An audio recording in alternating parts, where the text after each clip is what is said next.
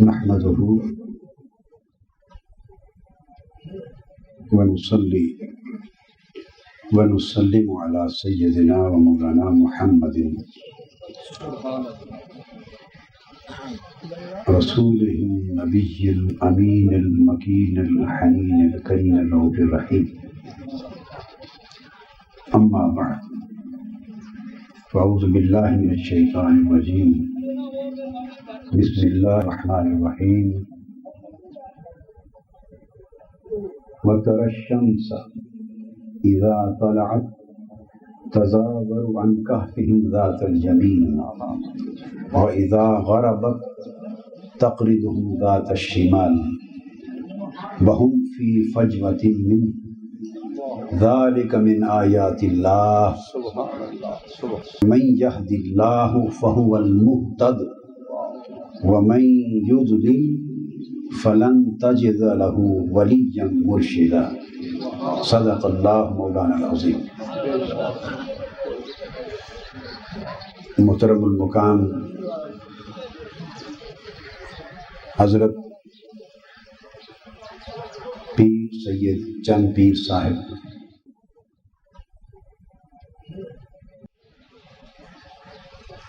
زینت مجلس صدارت حضرت پیر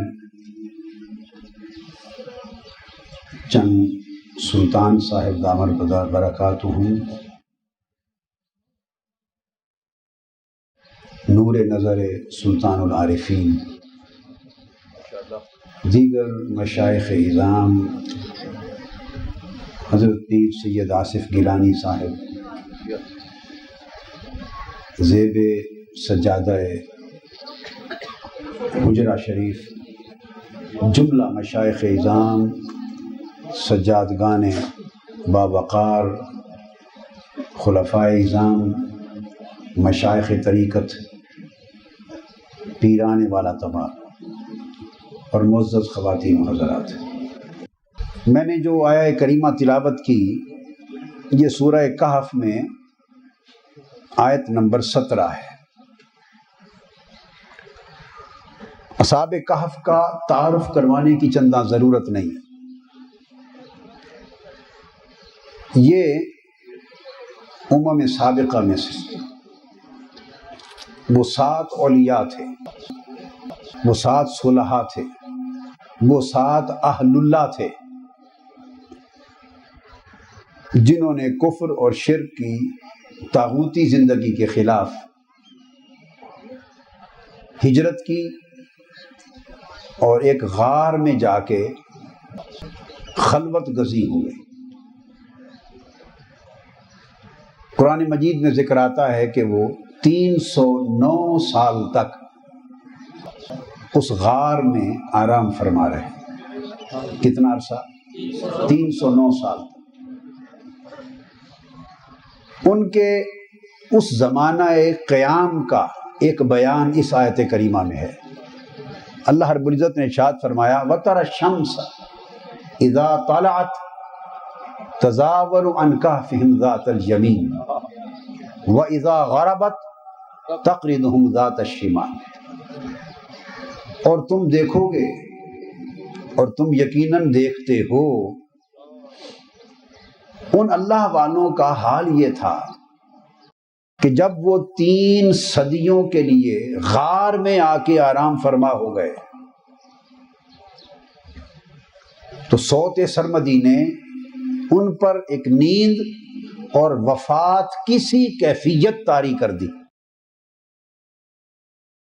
جب 3 صدیوں کے لیے آرام فرما ہوئے تو غار کھلی تھی.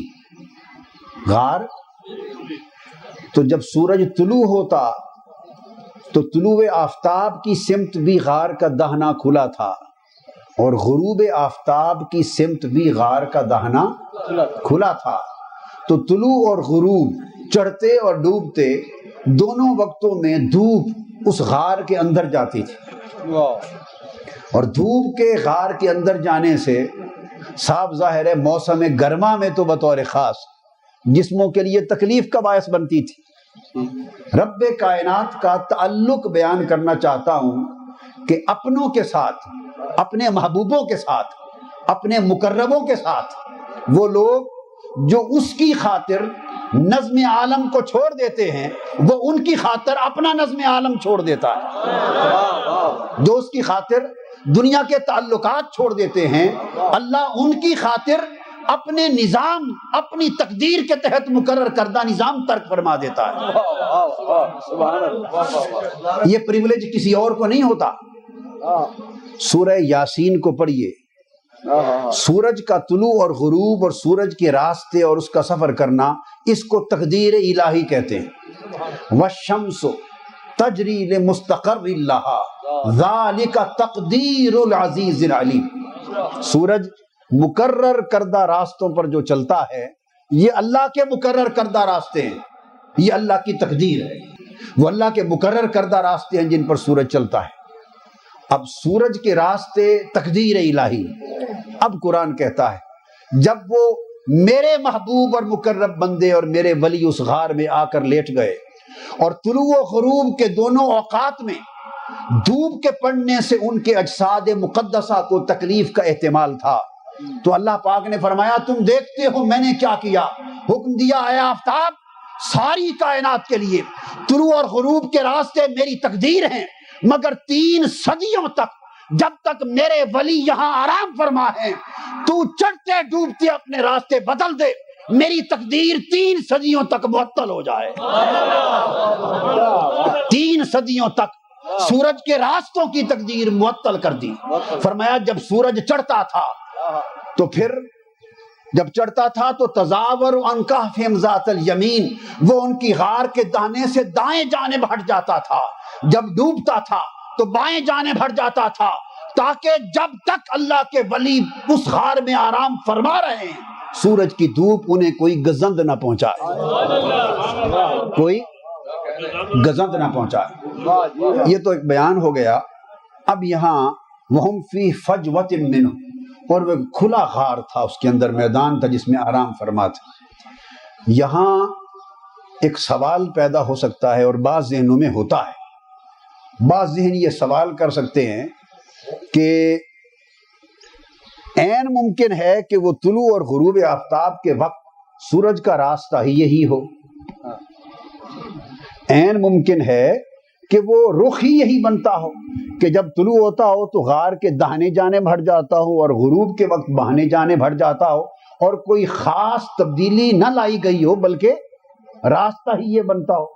ایک سوال پیدا ہوتا ہے، اس لیے اس میں کون سی کرامت ہوئی یا ان اولیاء کے لیے کون سا اعزاز و اکرام ہوا، اس سوال کا جواب اس آیت کریمہ میں آگے آ رہا ہے۔ فرمایا نہیں، یہ خیال نہ کرنا کہ سورج کا راستہ پہلے سے یہ تھا، نہ پہلے سے راستہ اور تھا، ہم نے اصحاب کہف کے لیے راستہ 3 صدیوں تک کے لیے بدل دیا۔ دلیل کیا ہے؟ فرمایا ذالک من آیات اللہ، سورج کا چڑھتے ہوئے دائیں جانب پھر جانا اور ڈوبتے ہوئے بائیں جانب پھر جانا، یہ سورج کے طلوع و غروب کا معمول نہ تھا بلکہ اللہ کی خاص نشانی تھی۔ ذالک من آیات اللہ، اللہ کی خاص نشانی تھی جو ان کی خاطر واقع ہوئی۔ اور یہ فرما کر آگے اللہ پاک فرماتا ہے کہ 2 ذہن ہو سکتے ہیں، کچھ ذہن وہ جنہیں یہ بات سمجھ آ جائے اور کچھ وہ ذہن جنہیں یہ بات سمجھ میں نہ آئے۔ تو فرمایا وَمَن يَهْدِ اللَّهُ فَهُوَ الْمُهْتَدِ، لوگو ہم نے تمہیں اپنی نشانی بیان کر دی، اب یہ سمجھ اسی کو آئے گی جس کو رب ہدایت سے نوازے گا، جسے اللہ ہدایت دیتا ہے وہی ہدایت پر ہوتا ہے۔ وَمَن يُضْلِلْ، اور جسے اللہ گمراہ کر دیتا ہے، فَلَن تَجِدَ لَهُ وَلِيًّا مُرْشِدًا، جسے اللہ گمراہی کی راہ پہ ڈال دے تو دیکھے گا کہ اسے زندگی میں کوئی ولی مرشد نہیں ملے گا۔ لَن تَجِدَ لَهُ وَلِيًّا مرشدہ، اسے کوئی ولی مرشد ملے گا نہیں، وہ بے مرشد رہے گا، وہ بے مرشد رہے گا، وہ ولی کی سنگت سے محروم رہے گا، وہ ولی کے فیض سے محروم رہے گا۔ اور جب تک ولی کی سنگت و صحبت کا فیض نہ ہو، یہ خاص ہدایت الہیہ اور یہ خاص شعور نصیب نہیں ہو سکتا، اور جب تک یہ ہدایت نصیب نہ ہو تب تک یہ راز اور آیات کی باتیں سمجھ نہیں آ سکتی۔ یہ تو مردان حق کی بات ہوئی، یہ بات تو مردان حق کی ہوئی، لیکن اب ہمیں تو دیکھنا یہ ہے کہ ہم جو ان کی نسبت کی رسی سے بندھے بیٹھے ہیں ہمارا حال کیا ہوگا۔ ہم جو ان کی نسبت اور تعلق کی ڈوری میں بندھے بیٹھے ہیں اور بندھے رہتے ہیں، ہم نسبت اور تعلق والوں کا بھی کچھ ہوگا یا نہیں؟ یہ بات وہیں تک رہ جائے گی۔ یہ ہے سوال جو مرید کے ذہن میں پیدا ہوتا ہے کہ مرشد کو تو جو مل گیا مل گیا، ولی کو جو مل گیا مل گیا، اس کے لیے تو سورج کے راستے بھی بدل دیے، اللہ نے اپنی تقدیر کو بھی معطل فرما دیا، اس کے لیے تو سمجھ میں آ گیا کہ کیا کچھ ہوتا ہے۔ مگر وہ جو خود مرشد و ولی نہیں اور صرف ان کی سنگت و صحبت اور ارادت کے تعلق میں بندھے ہوئے ہیں، ان کے ساتھ کیا ہوگا؟ یہ سوال پیدا ہوتا ہے، اور اس سوال کا جواب مل جائے تو سلسلے کی حقیقت سمجھ میں آ جاتی ہے۔ سلسلہ کیا ہوتا ہے پھر سمجھ میں آ جاتی ہے کہ طریقت کیا ہے، اولیاء کے سلاسل کیا ہیں، اور اس نسبت اور صحبت و سنگت کے ساتھ جو تعلق سلسلہ وار تعلق ہے اس کا فیض کیا ہے۔ تو اللہ رب العزت فرماتے ہیں کہ جب وہ اصحاب کہف، وہ اولیاء 300 سال تک اس غار میں لیٹے تھے تو ان پر ایک نیند کی کیفیت طاری کر دی۔ تو باری تعالیٰ کیا فرماتے ہیں؟ فرماتے ہیں وَتَحْسَبُهُمْ أَيْقَاظًا وَهُمْ رُقُودٌ، آپ محسوس کرتے ہیں کہ وہ جاگ رہے ہیں، آپ جاگتا گمان کرتے ہیں حالانکہ وہ نیند میں ہیں۔ وَنُقَلِّبُهُمْ ذَاتَ الْيَمِينِ وَذَاتَ الشِّمَالِ، ہم انہیں وقفوں کے بعد دائیں کروٹ اور بائیں کروٹ ان کے آرام کی خاطر بدلتے رہتے ہیں۔ جیسے نیند میں آدمی سوتے سوتے کبھی دائیں کروٹ بدلتا ہے اور کبھی بائیں کروٹ بدلتا ہے، وہ کیفیت ہم غار میں ان کے آرام کے دوران بھی کیے رکھتے ہیں۔ اب سوال یہ پیدا ہوتا ہے کہ دائیں کروٹ بدلنا، جس کی بدلتی رہے یا بائیں کروٹ بدلتی رہے، اس کو زندہ کہیں گے یا مردہ کہیں گے؟ جس کی کروٹ بدلتی رہے وہ تو مردہ نہیں ہو سکتا۔ 309 سال تک وہ وہاں سوئے، انہیں کھانا ملتا تھا، ان کی غار قبر کی مانند تھی اور ان کا سونا وفات کی مانند تھا۔ 309 سال تک کوئی ثبوت ہے کہ انہیں کوئی صبح شام ناشتہ، دوپہر کا کھانا، شام کا کھانا پہنچا دیتا تھا؟ ہے کوئی ثبوت؟ تو 3 صدیاں بغیر کھائے پیے کوئی زندہ رہتا ہے؟ جی، جسم گل سڑ جاتا ہے، کپڑے گل سڑ جاتے ہیں، وہ بات بعد میں آتی ہے۔ تو اللہ پاک نے ان کی زندگی کی ایک علامت تو یہ بیان کی کہ وہ دائیں اور بائیں کروٹ بدلتے ہیں، ہم بدلتے رہتے ہیں۔ تفاسیر میں آتا ہے کہ 6 مہینے کے بعد ان کی کروٹ بدلتی تھی، دائیں کروٹ اور بائیں کروٹ 6 مہینے کے بعد بدلتی تھی، اور کچھ بعید نہیں کہ ہر کروٹ بدلنے پر ان کا ایک رتبہ بلند ہوتا ہو، اور ان کی کیفیات اور مراتب اور درجات بھی بدلتے ہیں۔ یہ ایک الگ باب ہے، اس طرف نہیں جاتا۔ اب اللہ رب العزت کی خاص توجہ سے اور کرم سے ان کی کروٹ بدلتی تھی۔ یہ فیض اصحاب کہف کے لیے تھا، یہ الوہی فیض اصحاب کہف کے لیے تھا۔ اب قرآن کیا کہتا ہے؟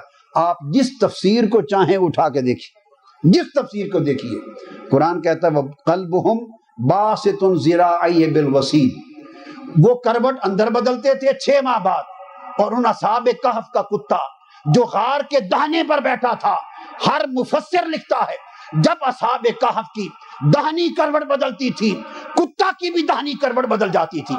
جب ان کی بہنی کروٹ بدلتی تھی، کتے کی بھی بہنی کروٹ بدل جاتی تھی۔ بتائیے اللہ پاک اصحاب کہف کی کروٹ بدلتا تھا یا کتے کی بدلتا تھا؟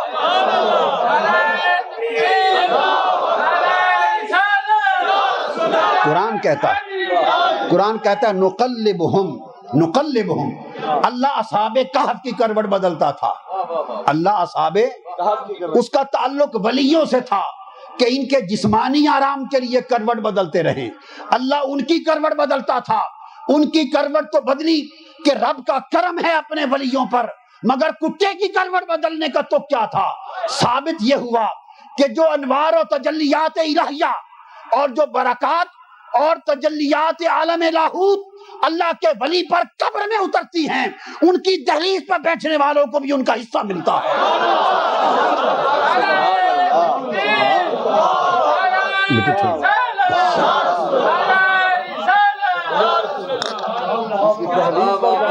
جو تجلیات الہیہ اور فیوزات الہیہ قبر میں ولیوں پر اترتی ہیں، ان کی دہلیز پر بیٹھنے والے سگوں کو بھی اس کا بھی حصہ ملتا ہے۔ تو لوگوں، قرآن گواہ ہے کہ ولیوں کی دہلیز پر کتا وفادار بن کے بیٹھا تھا، کتا با ادب بن کے بیٹھا تھا، خدمت گزار بن کے بیٹھا تھا۔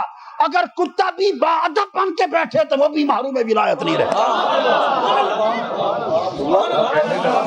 کتے کو بھی ادب کرنے کا حصہ مل گیا، کتے بھی دہلیز ولایت سے فیض پا گئے، اور جو تجلیات ان پر وارد ہوئی ان کا انعکاس کتے کو ملا۔ اگر ولیوں کی دہلیز پر کتا وفادار ہو کے بیٹھ جائے تو وہ محروم کرم نہیں رہتا، اور انسان وفادار ہو کے بیٹھے تو کیسے محروم رہے گا؟ انسان کیسے محروم رہ جائے گا؟ مگر شرط فقط یہ ہے کہ انسان اصحاب کہف کے کتے جیسا تو کم از کم ہو جائے، کم سے کم اصحاب کہف کے کتے جیسا تو ہو جائے۔ جب وہ آ رہے تھے اور کتا ان کے پیچھے پیچھے دوڑتا تھا تو اصحاب کہف کتے کو بھگاتے تھے، کتے کو بھگاتے تھے کہ ہمارے پیچھے نہ آئے۔ کتے نے رب سے زبان لی تو کتے نے پوچھا مجھے کیوں بھگاتے ہو پتھر مار کے، کیوں دوڑاتے ہو؟ میں جہاں آپ جا رہے ہیں آپ کے پیچھے آنا چاہتا ہوں۔ اصحاب کہف ان ولیوں نے جواب دیا بھائی تو کتا ہے، ہم دشمن سے چھپ کے آ رہے ہیں، تو کتا ہے، تو بھونکے گا اور دشمن کو ہماری خبر ہو جائے گی۔ کتے نے جواب دیا میں بھونکنے والا کتا نہیں۔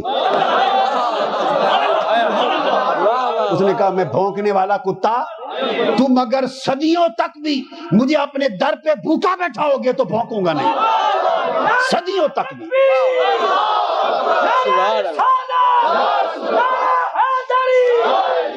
اور بندے تو 2 سال 4 سال خدمت کرے اور تیرے مطلب کا کچھ نہ ملے تو زبان کھول لیتا ہے، زبان کھول لیتا ہے۔ وہ کتا 3 صدیاں دہلیز کعب پہ بیٹھا رہا۔ اے انسان، تجھے تو تیرے منشا کا 1-2 سال میں نہ ملے تو زبان کھولتا ہے اور شاکی ہوتا ہے اور شکوہ کرتا ہے اور صبر کا دامن چھوڑ دیتا ہے اور باغی ہوتا ہے۔ انسان ہو کر تو صبر چھوڑتا ہے۔ ارے سبق طریقت کا اصحاب کہف کے کتے سے سیکھ، جو 3 صدیاں شیخ کی دہلیز پر بیٹھا رہا اور بھوکا بیٹھا رہا مگر بھوکا نہیں، بھوکا بیٹھا رہا مگر بھوکا نہیں۔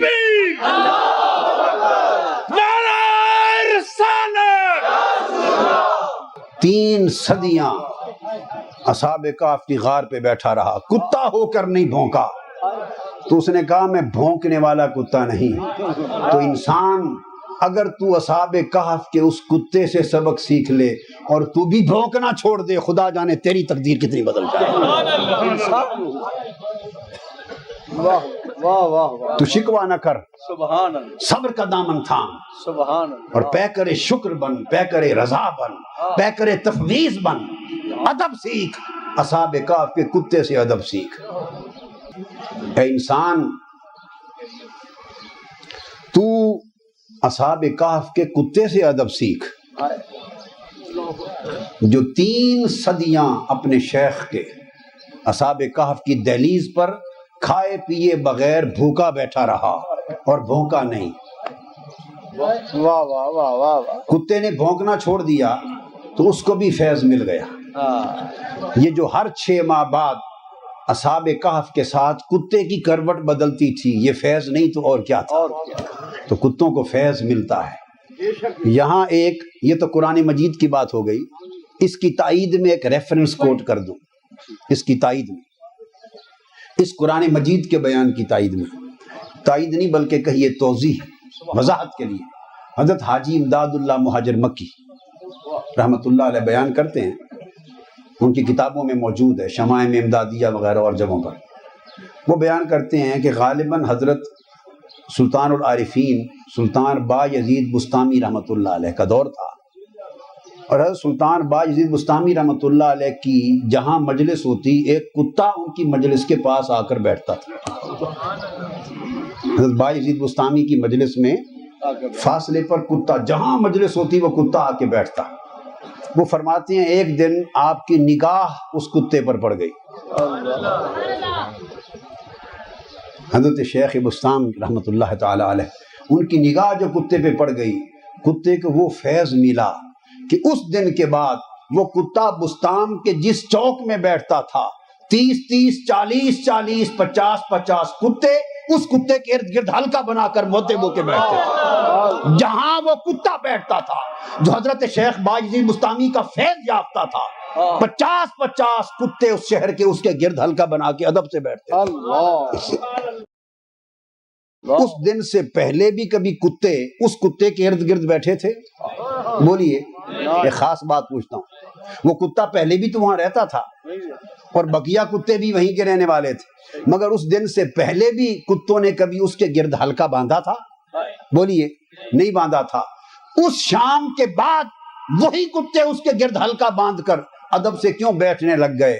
وہ یہ کہ جب اس کتے پہ نگاہ ہو گئی ولی کی تو باقی کتوں کو بھی اس کی پہچان ہو گئی، کتوں کو بھی اس کی، تو کتوں کو اس کتے کی پہچان ہو گئی تو وہ ادب کرنے لگ گئے۔ اے انسان، کم سے کم ان بستام جیسے کتوں کی آنکھ لے لے، اتنی پہچان حاصل کر۔ ارے کتے اس کتے کو پہچان رہے ہیں جس پر مرد حق کی نگاہ پڑ گئی ہے، اور تو انسان ہو کر انسان کامل کو نہیں پہچانتا، انسان ہو کر مرد کو نہیں پہچانتا۔ تو یہ ہماری پہچان کا نقص اور قصور ہے۔ کیا بات ہے۔ ارشاد فرمایا آگے، اب چونکہ اس کتے کی نسبت ہو گئی، کتا اصحاب کہف کی صحبت میں بیٹھ گیا، ان سے اس کی ارادت ہو گئی، تعلق ہو گیا، قلبی محبت ہو گئی، ان کی باہری میں ادب میں آ گیا، اور پھر وہ وفادار ہو گیا اور 3 صدیوں تک بیٹھا، بھوکا بیٹھا، پھر وہ کھانا پینا بھی چھوٹ گیا اور زندہ رہا۔ 3 صدیاں اصحاب کہف زندہ رہے اور 3 ہی صدیاں باہر کتا زندہ رہا۔ واہ واہ واہ، وہ بھی زندہ رہا۔ کتے کو کوئی آ کے گوشت کے چھچڑے ڈال جاتا تھا؟ بغیر کھائے پیے ہے کسی کا کتا جو زندہ رہے 300 سال تک؟ اسے کس نے زندہ رکھا؟ واہ واہ، اولیاء کی دہلیز پر بیٹھنے کی نسبت نے زندہ رکھا۔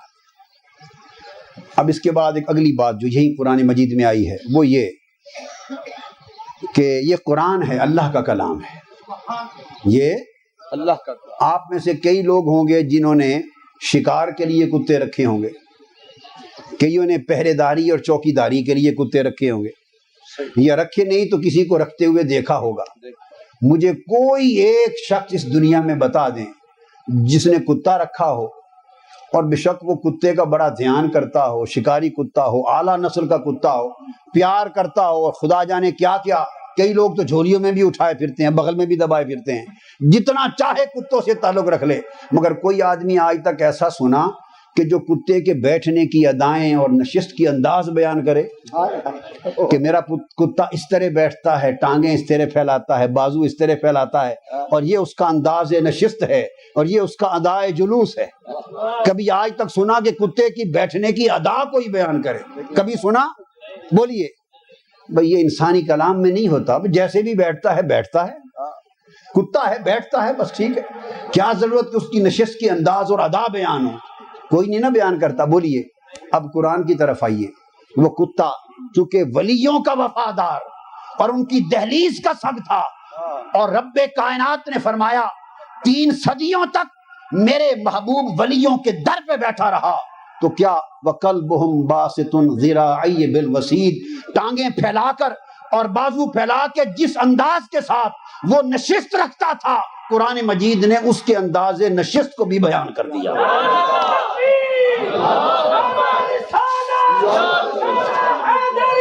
کتے کا انداز نشست کتے کے بیٹھنے کی ادا، کتے کے بیٹھنے کی ادا موضوع کلام الہی بن گئی، قرآن کا موضوع بن گئی۔ کوئی انکار کر سکتا ہے؟ یہ کتا اتنا اونچا چلا گیا، اتنا اپ گریڈ ہو گیا، اتنا اونچا چلا گیا۔ اس کتے کو کس نے اتنا اونچا پہنچا دیا؟ یہ جو لوگ کہتے ہیں نا، بعض اوقات ہم لوگ اولیاء اللہ کی بات کرتے ہیں، مشائخ کی، آقا علیہ السلام کی بارگاہ کی، اور اپنے آپ کو سگ کہتے اور سگ لکھتے ہیں، کہتے ہیں نا، اس پر بھی ایک علمی اعتراض ہوتا ہے۔ معاذ اللہ وہ کہتے ہیں جی دیکھیے انسان ہو کر اشرف المخلوقات ہیں اور اپنے آپ کو سگ لکھتے ہیں، اس کا کوئی ثبوت؟ آئیے یہ ثبوت دے دیا، اس کو نسبت سگانہ کہتے ہیں۔ یہ وہ سگ نہیں جو آپ کے ہاں پھرتا ہے، یہ وہ سگ ہے جو ولیوں کی دہلیز پر بیٹھتا ہے۔ وہ سگ ہو جائے اور اس کی نسبت دہلیز ولایت کے ساتھ قائم ہو جائے تو اس کی تو انداز نشست بھی موضوع کلام الہی بن جاتا ہے۔ اس کے بعد تذکرہ، جب یہ سنگت مل جائے تو وہ الگ نہیں کیے جاتے۔ آپ کی اگر کوئی دعوت کرے اور پوچھے جی کتنے لوگ آئیں گے، ساتھ آپ حفاظت کے لیے کتا بھی لے جا رہے ہوں، تو کبھی آج تک زندگی میں ایسا ہوا وہ دعوت کرنے والا پوچھے جی وفد میں کتنے لوگ آئیں گے، تو آپ کہیں جی بھائی 11 تو ہم ہیں، ساتھ 12واں ہمارا کتا بھی ہوگا؟ کبھی ہے کوئی جو اس طرح بیان کرتا ہو؟ بھائی 15 تو ہم ہیں تو 16واں ہمارا کتا بھی ہوگا؟ کوئی ہے ایسا؟ اور اگر کوئی اس طرح کی بات کر دے، سننے والا کیا سمجھے گا؟ آپ کی عقل پر اور سلامتی پر، صحت، دماغی صحت پر شک کرے گا۔ خدا کے بندو، میں نے آپ کا پوچھا ہے کتنے آ رہے ہو، کتا تو نہیں پوچھا، بے ساتھ کتا بھی ہے تو ٹھیک ہے۔ کبھی کوئی اپنے وفد کے ساتھ کتے کا بھی ذکر کرتا ہے؟ بولیے، نہیں نہ کرتا، اس لیے کہ کتا وہ جنس ہے کہ انسانی وفد کے ساتھ اس کا ذکر کرنا پاسبل ہی نہیں ہے۔ اب قرآن کی طرف بھی آئیے، قرآن کہتا ہے یہ پوچھتے ہیں کہ اصحاب کہف کتنے تھے، اب پوچھتے ہیں کہ وہ اللہ کے ولی جو غار میں 300 سال سوئے وہ کتنے تھے؟ سیقولون ثلاثۃ، ان قریب وہ کہیں گے کہ وہ 3 تھے، رابعہم کلبہم، چوتھا ان کا کتا تھا۔ وَيَقُولُونَ خَمْسَةٌ سَادِسُهُمْ كَلْبُهُمْ، پھر کچھ کہتے ہیں کہ اور کہیں گے کہ نہیں وہ 5 تھے، چھٹا ان کا کتا تھا۔ وَيَقُولُونَ سَبْعَةٌ وَثَامِنُهُمْ كَلْبُهُمْ، اور کچھ کہتے ہیں کہ نہیں وہ 7 تھے، 8واں ان کا کتا تھا۔ جس جس مقام پر اصحاب کہف کے عدد کا ذکر آیا، اللہ رب العزت نے ہر جگہ جہاں اصحاب کہف کا عدد بیان کیا ان کے وفادار کتے کا ذکر ساتھ کیا، وفادار کتے کا ذکر ساتھ کیا۔ ایسا کیوں تھا؟ اشارہ تھا کہ اگر کوئی کتا بھی میرے ولیوں کا وفادار ہو جائے تو ہم اس کے ذکر کو بھی اپنے ولیوں کے ذکر سے جدا نہیں کرتے۔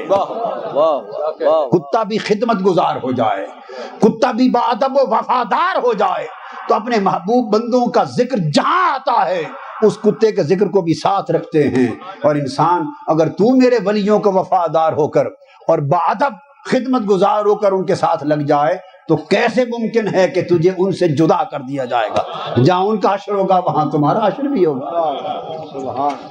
یہ ہے فیض سلسلہ جو اولیاء، صلحاء اور مشائخ کے سلاسل ہیں اور طرق ہیں اور خانوادے ہیں۔ ان سے جب انسان نسبت حاصل کرتا ہے، بل شرط یہ ہے کہ نسبت وفاداری پر مبنی ہو، بشرط استواری ہو، استواری، یہ اصل ایمان وفاداری پر قائم ہو، ادب پر قائم ہو، خدمت گزاری پر قائم ہو، تو پھر اس کو اللہ والوں سے کہیں بھی نہ یہاں نہ وہاں جدا نہیں کیا جاتا۔ المرء مع من احب، جس سے محبت ہوتی ہے اس کا حشر و نشر بھی اس کے ساتھ کیا جاتا ہے، حشر و نشر بھی اس کے ساتھ کیا جاتا ہے۔ رب کائنات نے یہ سارا بیان کر کے اب 309 سال بیت جانے کے بعد یہ قرآن کہتا ہے کہ وہ جب اٹھے انہوں نے ایک دوسرے کو دیکھا اور پوچھا ہم کتنا یہاں ٹھہرے ہیں؟ قالوا لبسنا یومن او بعد یوم، انہوں نے کہا ہم ایک دن یا دن کا کچھ حصہ چند گھنٹے ٹھہرے۔ اب جو بات میں پوچھنا چاہتا ہوں، سمجھانے والا نقطہ وہ یہ ہے کہ وہ ایک دوسرے کو 7 افراد تھے یا 5 تھے، دیکھ رہے تھے نا، 300 سال گزرے تھے، انہوں نے ایک دوسرے کو دیکھا۔ اگر ان کے اجساد پر، جسموں پر اتنا زمانہ گزرنے کے اثرات ہوتے، ان کے کپڑوں پر اتنا زمانہ گزرنے کے اثرات ہوتے، ان کے بالوں پر اتنا زمانہ گزر جانے کے اثرات دکھائی دیتے، ان کے چہرے پر کچھ کمزوری نظر آتی، کوئی ایسا اثر دکھائی دیتا جس سے وہ اندازہ کر سکتے کہ ایک طویل زمانہ گزر گیا، تو وہ کبھی ایک دوسرے کو یہ نہ کہتے کہ ایک دن یا چند گھنٹے گزرے، دن کا کچھ حصہ گزرے۔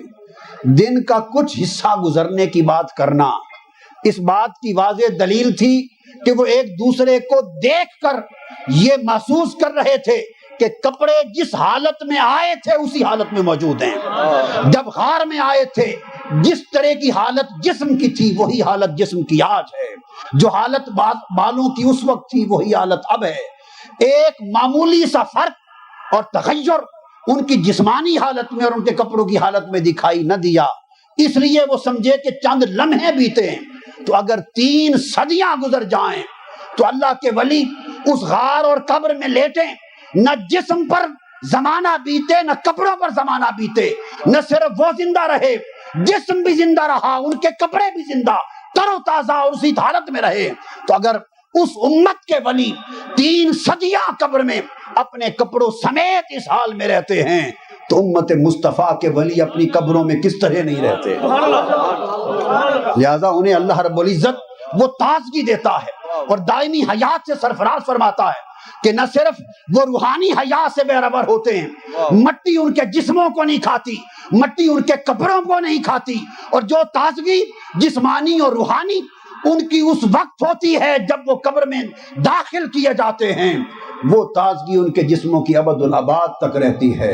اور جو لوگ ان کی دہلیز پر سائل بن کے آتے ہیں وہ اگر اصحاب کہف کی کتے کی طرح سائل بن کے آئیں تو ان تجلیات اور فیوضات سے وہ بھی محروم کر کے نہیں لوٹائے جاتے۔ دوستو، اس نسبت کو اگر ہم سمجھ لیں اور اس نسبت کی حقیقت کو پا لیں اور اپنی زندگی کو اس نسبت کے ساتھ گزار لیں تو اللہ رب العزت یقیناً ہمارے احوال کو بدل دے۔ شرط یہ ہے کہ توکل پورا ہو، استقامت ہو اور اخلاص ہو۔ لالچ کو نکالنا ہے، مفاد کو نکالنا ہے، غرض کو نکالنا ہے، دنیا طلبی کو نکالنا ہے، صدق اور اخلاص کے ساتھ پیکر ادب بن کر اور پیکر وفا بن کر اگر آپ اس نسبت کو قائم رکھتے ہیں تو نسبت کے فجوزات دنیا اور آخرت میں ہماری تقدیر کو بدل دیتے ہیں، بلکہ تقدیر الہی پھر اللہ کے ان بندوں کے تابع کر دی جاتی ہے۔ اللہ تبارک و تعالی ہمارے حال پہ کرم فرمائے۔ بس میں نے آج اصحاب کہف کے حوالے سے اتنے ہی نکات عرض کرنے تھے جو کر دیے، مختصر بات، اللہ پاک قبول فرمائے۔ وما علینا الا البلاغ۔ شیخ الاسلام ڈاکٹر محمد طاہر القادری کے آفیشیل یوٹیوب چینل کو سبسکرائب کریں اور بیل آئیکن کلک کریں۔